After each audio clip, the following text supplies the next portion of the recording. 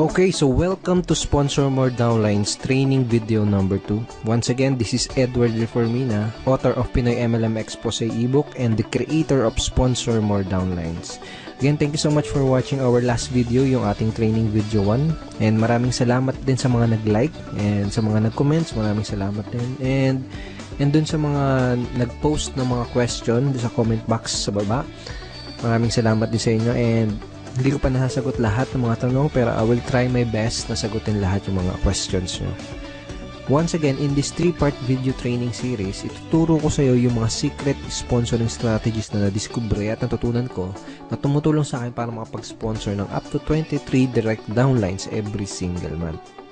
Ang pinaka-goal ko sa training series na to is ma-share sa iyo at maituro sa iyo yung ilan sa mga sponsoring strategies na yun, and hopefully is magamit mo din siya sa business na ginagawa mo ngayon para makuha mo yung mga resulta na gusto mong makuha.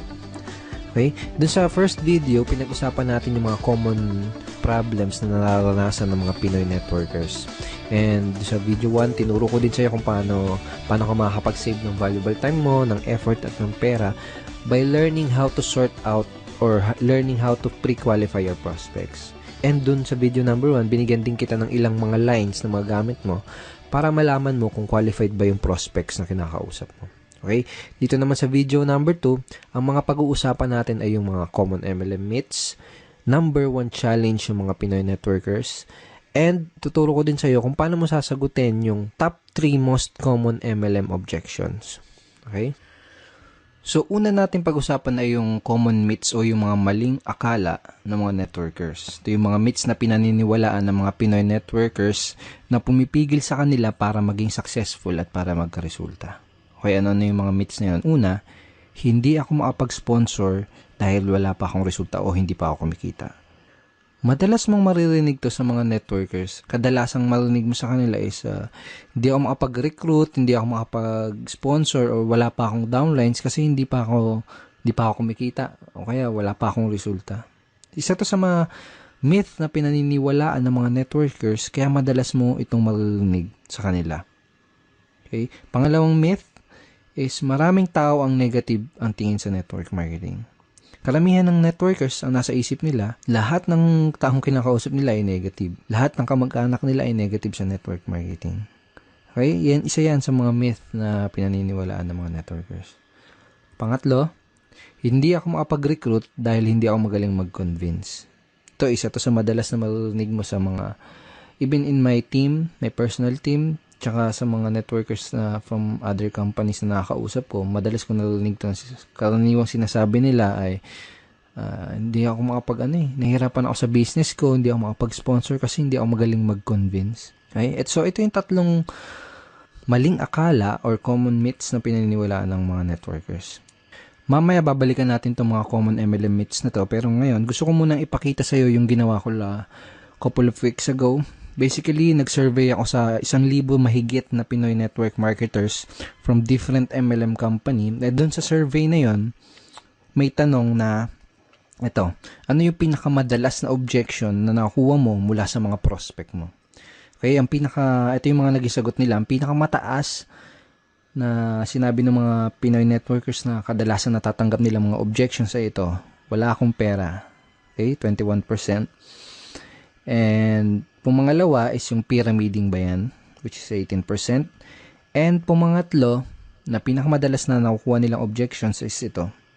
Magkano na bang kinita mo dyan? O magkano na bang kinikita mo dyan? Parang ganun.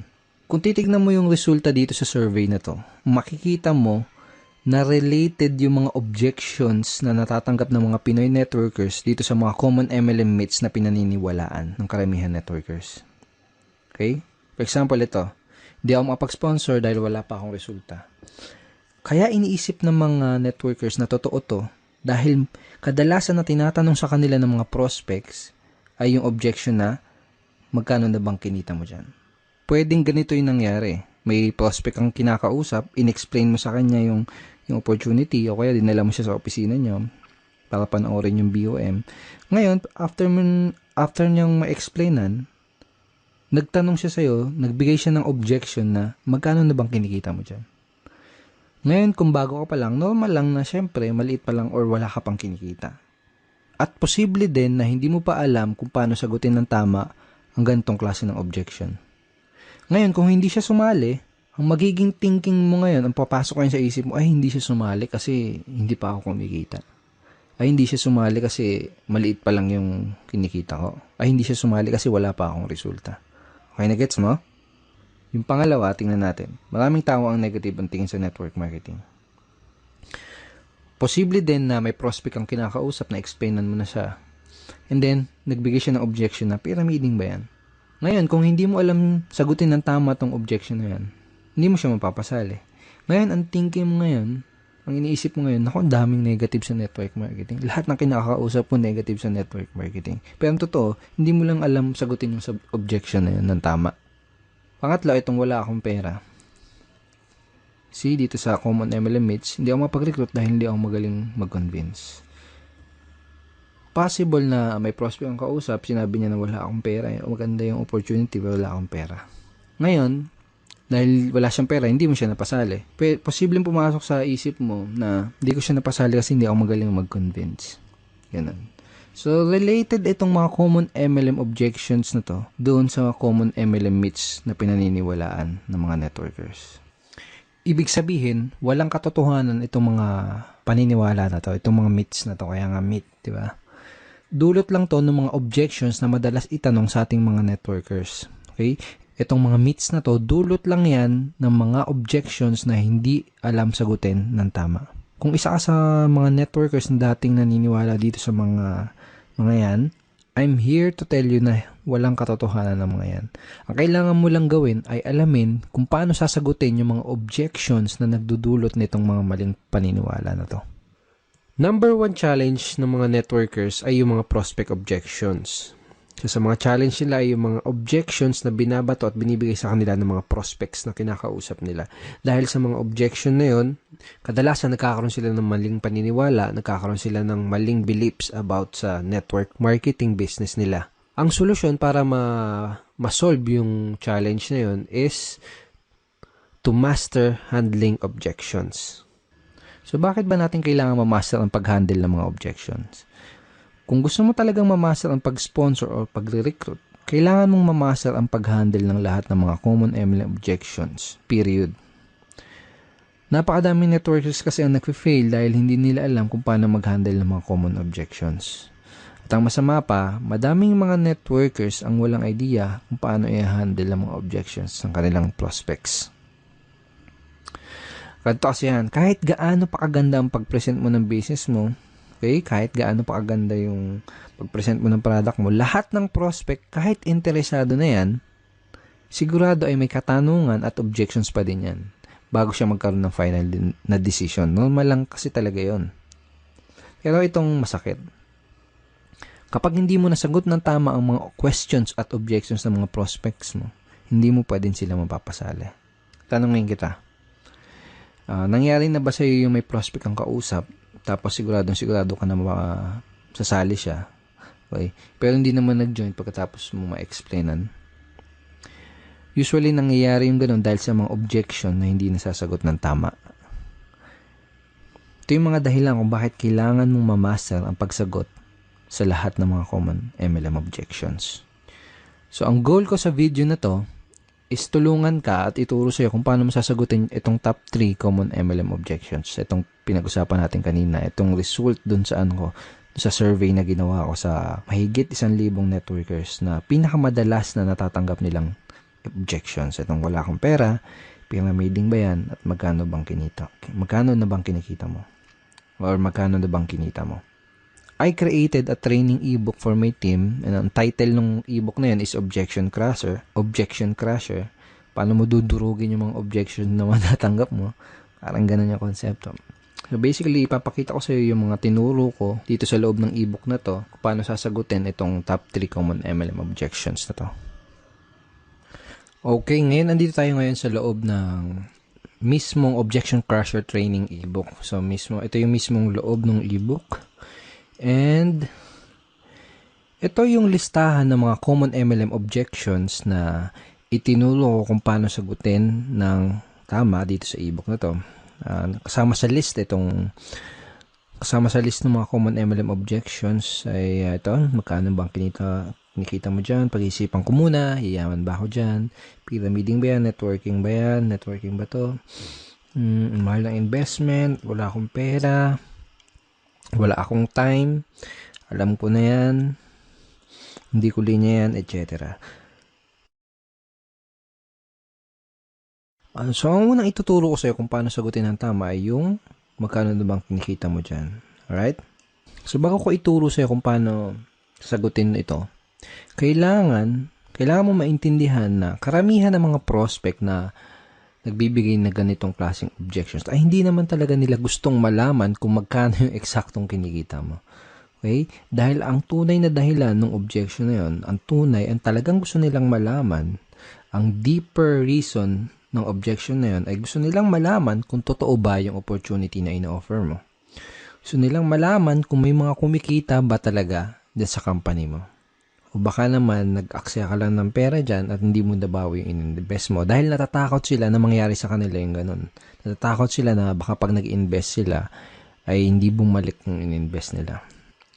So, yun yung ilan sa mga tunay na gustong malaman ng prospect mo. Gusto nilang malaman kung totoo ba yung opportunity mo. Sa madaling salita, gusto nilang ng pruweba. Okay? Sa madaling salita, gusto nila ng social proof or proof na may kumikita doon sa opportunity mo. So, yun yung talagang gusto nilang malaman. And another thing is maraming paraan para sagutin itong objection na to. Pero itong paraan na ituturo ko sa'yo dito sa ebook na to is yung pinaka-effective based on my personal experience and in my opinion. Ito yung pinaka-effective, hindi lang effective, pinaka-cool at pinaka-relax na paraan para sagutin itong objection na to. Okay, so paano ba sasagutin itong objection na to? So for example, may kausap ka na prospect. Tinanong ka niya, magkano na bang kinita mo dyan? Ang isasagot mo, magkano ba yung gusto mong madinig para maging interesado ka? Okay? O kaya, magkano ba yung gusto mong madinig para maging interesado kang tignan yung opportunity na to? O kaya naman, magkano ba yung gusto mong madinig para ma-impress ka? Okay, sa una, kailangan ng konting lakas ng loob kung gagamitin mo tong lines na to. Kumbaga, kailangan ng konting posture. Okay? Sa una, baka medyo mailang ka pa. Kaya sa una lang yon, kapag paulit-ulit mo na siyang ginamit, medyo masasanay ka na din. Kapag sinabi mo sa prospect, wag mo din kalilimutan na mag-smile ng konti para hindi ka magmukhang maangas or hindi ka ma-misinterpret nung kinakausap mo na nagyayabang. Alright? Okay, so ang mangyayari kapag tinanong mo to sa prospect mo, magbibigay siya sa'yo ng figure or ng amount. And hindi mahalaga kung hindi mo pa kinikita yung halaga na sasagot ng prospect mo.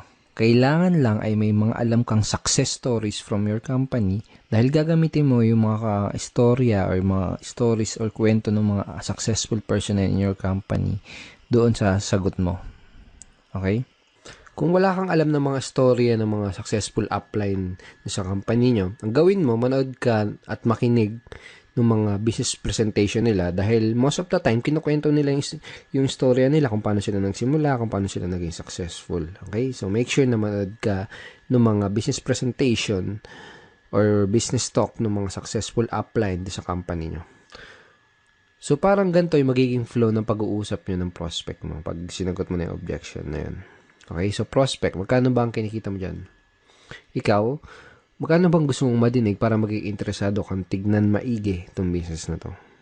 So, for example, sinagot niya 30,000 o kaya kung ano man, kung 50,000, 100,000, 1 million, kung ano man yung sagot niya, kung kumikita ka na ng ganun, sabihin mo lang, great, yan ang kinikita ko dito. Gusto mo bang ituro ko sa'yo kung anong ginawa ko? Yun lang. Kung hindi mo pa kinikita yung sinabing figures ng prospect mo, ang sasabihin mo lang is ito. Well, basically, kakasimula ko pa lang sa business na to, kaya hindi ko pa nare-reach yung ganyan level ng income o hindi ko pa naabot yung ganyang income. Pero let me tell you about blank kung sino yung tao na gusto mong ikwento sa kanya na kumikita na ng ganyan dito sa company na to. Gusto mo bang malaman kung ano yung ginawa niya para kitain yung ganong income? Okay? Pagkatapos, kwento mo yung maikling storya ng taong binanggit mo. Okay? So, hindi kailangan na mahaba kahit maiksing storya lang. Then, kapag nakawento mo na sa kanya yung storya ng successful member na yon sa inyong company, Ang next na sasabihin mo ay ito. Kung willing ka ding aralin yung ginawa niya, posible, okay? Posible din nakitain mo yung income na kinita niya. Willing ka bang matutunan at gawin yung ginawa niya? Pag sinabi ng prospect mo, oo, okay, good. Ito yung unang gagawin mo para makapagsimula. Okay? So, hindi mo lang nasagot yung objection, possible pa na maklose mo siya doon sa business mo. These lines are very, very powerful. So, use this kapag may na-encounter ka na ganitong objection. Magkano na bang kinikita mo dyan? Okay? And again, sinabi mo dun sa prospect mo na possible. Posible din nakitain niya. Ibig sabihin, hindi mo ginagaranti. Okay? Sinabi mo, posible. Kung gagawin niya, kung aaralin niya yung ginawa ng upline mo na yun, yung successful na tao na yun sa company niyo, posible din nakitain niya yung income na yun. Sinasabi mo yun kasi it's not good to guarantee yung result na makukuha niya, di ba? Kasi magdedepende pa rin doon sa tao. Magdedepende pa rin yung resulta ng tao na yun doon sa action na gagawin niya. Okay? And last tip, maganda rin na idea kung ipapakilala mo siya doon sa mga successful and higher uplines doon sa team nyo or sa company nyo. Okay? Para mas tumibay yung social proof. Okay? Again, kasi kaya nga tinatanong to ng prospect mo kasi medyo may duda siya kung totoo ba yung opportunity na ginagawa mo. Okay, so ang next na objection na sasagutin natin at pag-aaralan natin ay yung objection na pyramiding ba yan or pyramiding ba to? Okay, so pag may nag-object sa'yo ng objection na to, pag may nagtanong sa'yo, pyramiding ba to? Ang sasagot mo ay ito. Yes, pyramiding to and welcome to Egypt. So yan, hindi, biro lang. So, madami din paraan para sagutin tong objection na to. Pero itong ituturo ko sa iyo, yung isa sa pinakamadali, lalo na kung nagsisimula ka pa lang, and pinaka-enjoyable na paraan kung paano sagutin tong objection na to. So, for example, sabi sa'yo ng prospect mo is, pyramiding ba to? Tinanong niya. Sasagutin mo din siya ng tanong. Okay? Isa sa mga natutunan ko is, one of the best way to answer objections is to answer it with questions. Kumbaga, tanungin mo yung tanong nila. Okay? So, for example, in this objection, tinanong niya, pyramiding ba to? Tatanungin mo, anong ibig mo sabihin? Yung mga illegal? Okay? So, medyo ganun yung tono dapat. Parang patanong. Anong ibig sabihin mo? Yung mga illegal? Pag sinabi ng prospect na, ano yun? Yung tipong nangangako na mag-i-invest ka lang tapos dodoble yung pera mo kahit wala kang gawin? Sabihin ng prospect mo, Then, sabihin mo, yung mag-i-invest ka lang ng pera tapos wala kang makukuha ng produkto. Basta sabi nila, kikita lang yung pera mo. Sabihin ng prospect mo, Then, itatanong mo sa kanya, ganun ba yung hinahanap mo? Ganun ba ang hinahanap mo? Natural, isasagot ng prospect is hindi. Okay? Pag sinabi niya hindi, ito yung sasabihin mo, okay, that's good dahil kabaligtaran ito nun. So, in that way, ipinaalam mo sa kanya, kumbaga dito sa paraan na to ng pagsagot dito sa objection na to is parang dinefine mo kung ano yung pyramiding. At sinabi mo sa kanya na yung business mo, yung opportunity mo, is kabaligtaran nung definition na yun ng pyramiding. Of course, I'm assuming and dapat napakita mo na din sa kanya yung mga legal documents na magpapatunay na legal nga yung company nyo. Pero kaya ako tinuro sa iyo yung ganitong paraan is mostly kasi ng mga prospect mo na magbibigay ng gantong klase ng objections ay yung mga tao na hindi educated or walang idea sa difference o pagkakaiba ng pyramiding kumpara sa legitimate network marketing opportunity. So, mas magkakaroon ng sense sa kanila yung ganitong simpleng conversation lang. Okay, so use this simple objection handling script next time na may prospect na magtatanong sa'yo ng pyramiding ba to or pyramiding ba yan. Now, ang susunod na objection ay yung wala akong pera. Ang unang kailangan mong maintindihan ay may dalawang klase ng prospect na nagsasabi ng ganitong klaseng objection. Yung isa ay yung wala talagang pera at yung isa naman ay yung mga nagpapalusot lang. Okay? So, let me share you. Dati, nung nagsisimula pa lang ako sa network marketing, is madalas kong natatanggap tong objection na to. Pero ngayon, never. As in, never ko na siya natatanggap. Dahil remembers dun sa training video number 1 natin, chinare ko sa'yo, At sinabi ko sa iyo na kina-qualify o sinusort out ko maigi yung prospect ko bago ko ipakita sa kanya yung business presentation ko.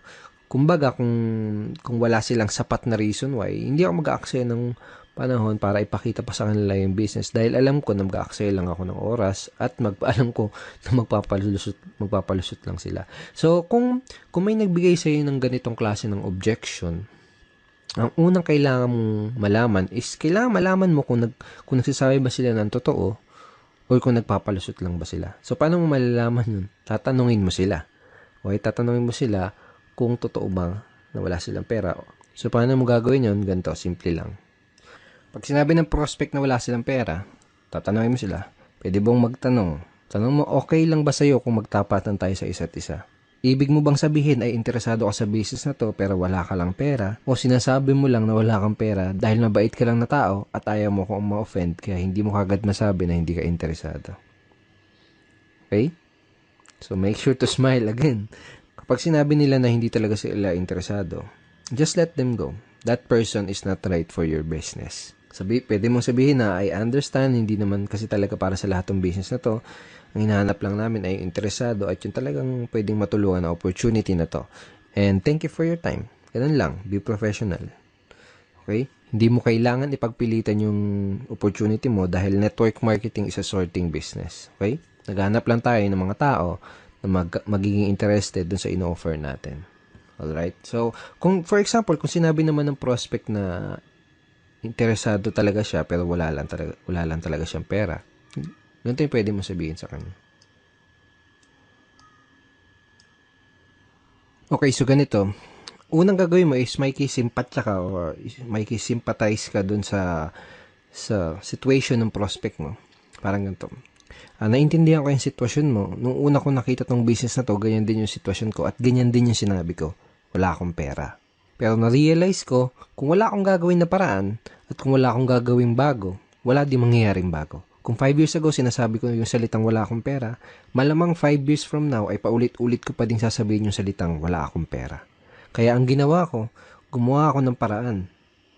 Tapos, ikwento mo sa prospect mo kung ano yung ginawa mo paraan para makapag-start ng business. Well, obviously, sasabihin mo sa prospect mo to kung medyo ganito yung nangyari sa'yo bago ka magsimula ng network marketing business mo.